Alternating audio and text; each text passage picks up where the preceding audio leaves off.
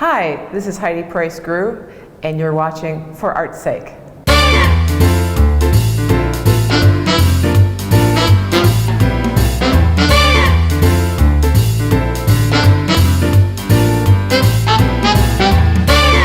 Hello, my name is Heidi Preuss. I'm the curator of this year's juried ceramics biennial called Masters of Material. It's the Ceramics Invitational 2019 at Parkland College. Thank you, Lisa, for the invitation to curate the show.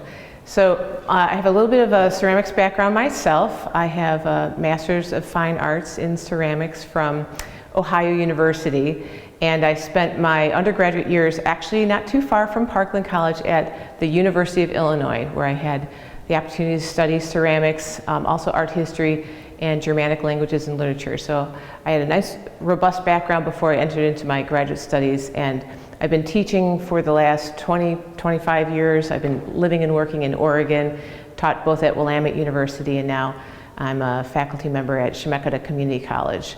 So I have a bit of an interest in the material and in curatorial work of this kind, and it was a real pleasure to pick work to bring to Parkland. My interest in the content of this show was to bring work that had a real strong physicality and presentation of ceramics potentialities. So in the show we have both vessels and sculpture, we have work that looks more abstract, we have work that's more figurative and realistic, we have a little range of everything. And I was thinking a little bit in my mind about presenting a range of work for the purpose of study for students in particular, but also I had a small subtitle as I developed the show. It was called The Show I Want to See.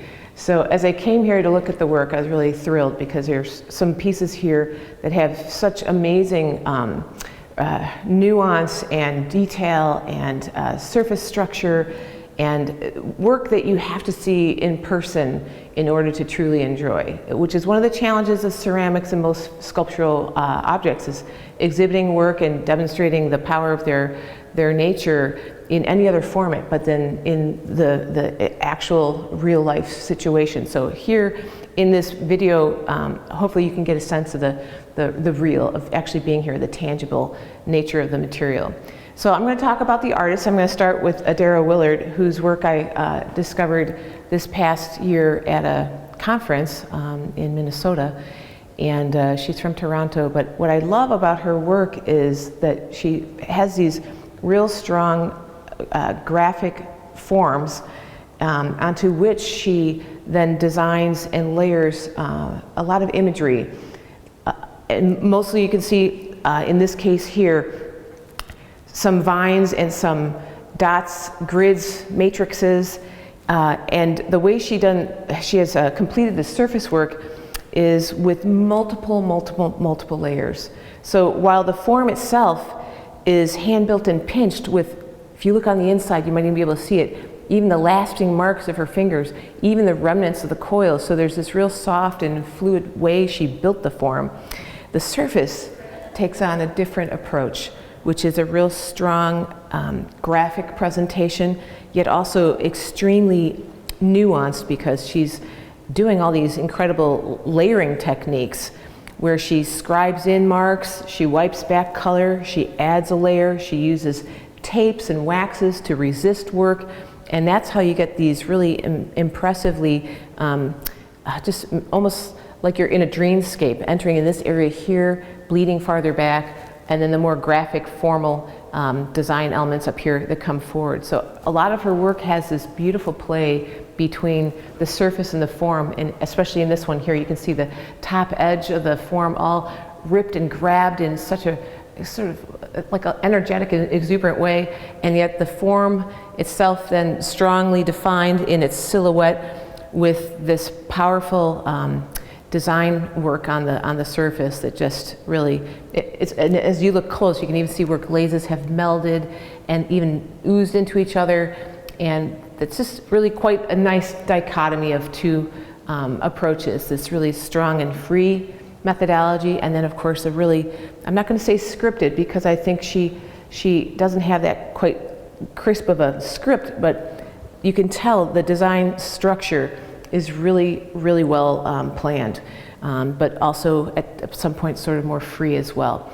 She also created a series of tumblers that are over here on this wall, and you can look at these as a smaller window into her design process and her outcome. They're just fantastic with these bleeding surfaces that come forward and recede. And this one here with yellow, white, black. It just, to me, I'm just impressed with how much active surface work there's to be found on these very strong tumbler forms. And that's a really exciting part of her work that I've enjoyed so much. So I hope you get the chance to take a look at those closer. Another potter that we have in the show is Lisa Orr, and what I appreciate about her work is her really committed approach to functional pottery. So this is a functional vessel, a bowl, a teapot, and a vase form over here. And you can actually put flowers in here. She's designed this with a little flat portion on the top to allow flowers to be held in a certain proportion and placement. But what I'm also interested in her work, not unlike Adero's, is her real strong command of surface. In her case, she has used sort of very liquidy slips to build her surfaces. Plus she also has subtle little stamps. You may not see it from the distance there, but up close later you'll see beautiful details of a rabbit leaping and a sun form. But all these really fluid marks created using slipped, trailed clay in some cases of different colors. And then to top it off, she uses a variety of glazes, one that even has sort of micaceous tiny speckles in it, with the blue and the orange and the browns and these really warm ochres. Just incredible surface work on her pieces that just become so lively. I always look at hers and think they almost look like they're liquid, like there's water in them, and there's none. She uses high gloss glaze on top of the pieces, but you just, the forms are just even more activated by her very skilled use of glaze. And that's the other unique thing for ceramicists, is that you're building pieces using a material that's very malleable, and then you have an opportunity to do all sorts of surface work. And you can see there's a range of ways to do this, from including really high relief material applications to low relief scratching. I bring you to another artist whose work describes that a bit. And in the surface work, the diversity of surface you see in this particular exhibition, the quieter approach to ceramics, as represented by Mary Barringer's work. She's been working in clay for 50 years. And I was so fortunate. She was a visiting artist when I was a graduate student. We became dear friends, and this is somebody who was a strong mentor to me, but I also appreciated the way she approached the material. You can see she has a really strong and stoic, almost monumental form here that then comes in just gently with just a soft and subtle pinch here and swells again. So her approach to building and developing her forms has always been on just pushing ever so slightly, a subtle shift of form. And it's the same way she approaches her surfaces. So she's also hand building her work, and at times you can even see remnants of her finger marks where she has tooled her pieces. And in this case over here on this platter, for example, she's made additional designs to inscribe the surface after layering down some very light layers of slip, in this case a little cream-colored slip, accentuating what's already been established through her making. And this process of push and pull, but ever so slightly, scrape, pull, tool, it's like you can really still see and feel her hands moving across these surfaces, and they speak to us. So in this case here, in this bowl here, the lively scripted marks, is it lettering? Is it, I'm not quite sure. And the point is that we get to see literally the hand of the maker involved in the outcome of the surface here.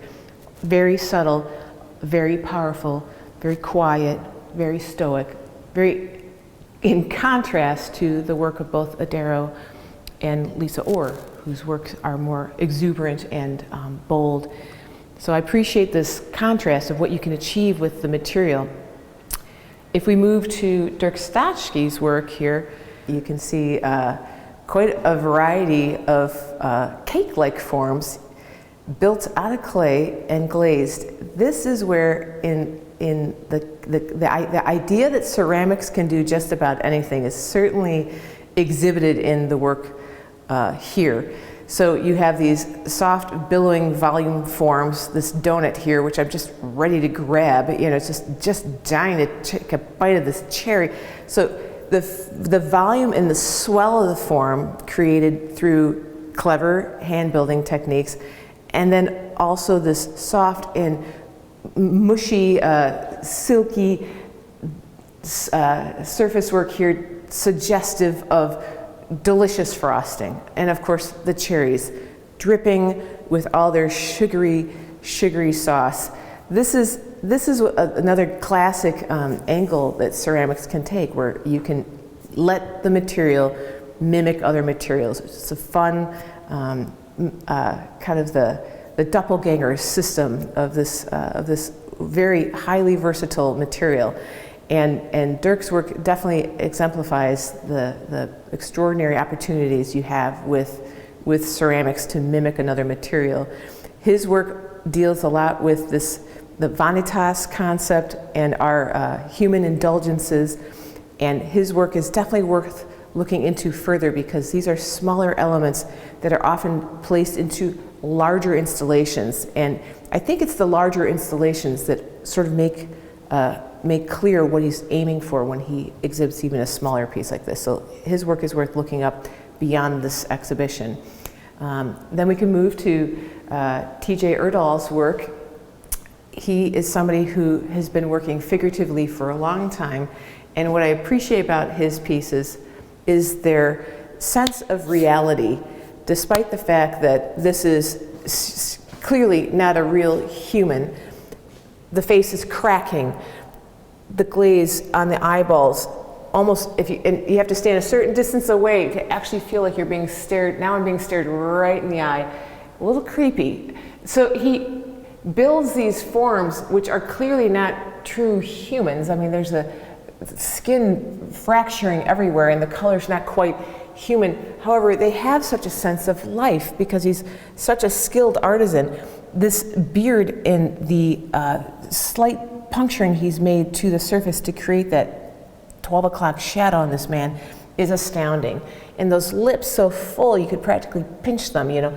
This person who's got such a strong facility with material, and then of course wildly clever methodology with surface is just, to me, also astounding. And they're quite gripping. And is he a masked creature? What's going on? We're not quite sure. Tourist Number One is the title of this piece, and you can really understand that he's got such a great sensibility with material and creating a persona in an inanimate object. The one over here too is quite descriptive of his combination of forms. The Billy Mouse, of course, the Mickey Mouse styled ears on this figure. And again, how and where to stand to be in the gaze of this figure requires you to bend down and look into the face. It's almost performative to be in engagement with his figures, because you look around them and you actually have to swing your head and body down and around to get a closer look at the form.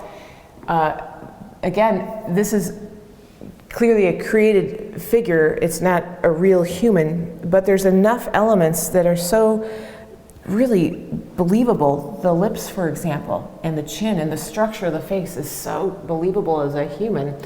Yet then these other elements added in, the color, of course the eyeballs completely brought out from a cartoon, and the nose, no doubt a prosthetic that's been added. But still this sort of really clever interplay between our real lived human experience and then this other world that he's creating with his forms. Superb example of that mastery of material when it comes to modeling, and then of course application of color to just bring us in. really, really fantastic. We also have exhibited the work by Lindsay Montgomery, a Canadian artist, who I saw her work at a conference and was blown away by her descriptions on these vessels here, these maiolica painted pieces describing, well, scenes, narratives, imagination-filled narratives that pull also from the Middle Ages, references from the Middle Ages. So the Burning Witch, or in the case these dragons and so forth that she's got. This one here, the she-wolf, but has sort of a dragon aesthetic. Classic imagery that you see from the Middle Ages. But what I'm drawn to, and I'm kind of a sucker for, are these crazy figures that are within her forms, and these imaginative landscapes that then we get to enjoy through her arrangements of both fire and mountains. It's in some cases a little obscure, can't quite read what's going on. You can spend hours looking at these with the multitude of details that she's placed in them and the care in handling of the subject matter. Such really wonderful design and layout of her platters, and her delft hand with material handling of this color, line, and also the fact that you don't always get a perfect smooth surface with this technique, and that subtle ripple of the glaze as a result of the firing often adds to the kind of the quirky and mysterious nature of her subjects. But they're just fantastic in bringing us to another world and having us question what's going on, curious little scenes. What's this little head coming out of the middle of nowhere? Lots to look at, lots to take pleasure in, and skillful surface work, again, painted so with such a delicate and skilled hand, along with her vessels over here, almost gremlin goblin forms that are so hilarious and at the same time spooky and at the same time clever and on top of it functional with adorable little handles. I just can't help but say these are some of my favorite pieces in the show, really quite lively and entertaining little sculptures and vessels at the same time, straddling both those realms of the sculpture and vessel arena, so well placed in the canon of ceramics. Also in the show we have the work of Shalene Valenzuela. She is an artist who lives in Montana, and her work involves the extremely careful creation of a mold from objects from life, in this case a pair of shoes with the stretcher, hammers, the toaster, and the mixer. Takes hours upon hours to create a mold of these objects, and then she casts them, using them as the foundation or the backdrop for her narratives.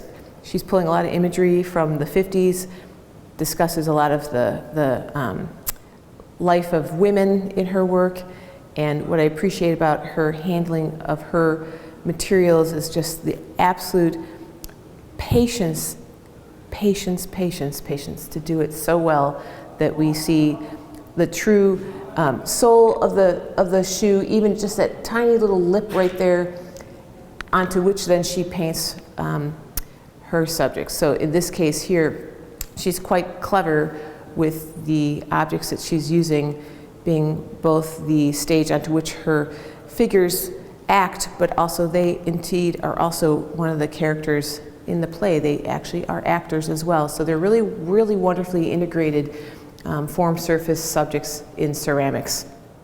Robert Harrison is also in the show. He's a Montana-based artist, another artist whose work you need to look up because he does a lot of large-scale architectural site installations using bricks and found materials. So these are wonderful examples, though, of his smaller assemblages, which we're fortunate to get in the museum or in any gallery because he can ship them readily as compared to those larger installations which take months to install.